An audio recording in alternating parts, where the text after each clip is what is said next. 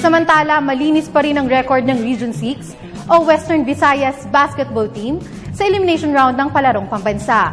Unang tinalo ng koponan ang Region 10 o Northern Mindanao sa score na 81-67. Sunod naman ay ang Region 2 o Cagayan Valley sa score na 51-44. Samantala, nakalasap naman ng unang pagkatalo ang koponan ng NCR sa Region 4A o Calabarzon sa score na 65-55.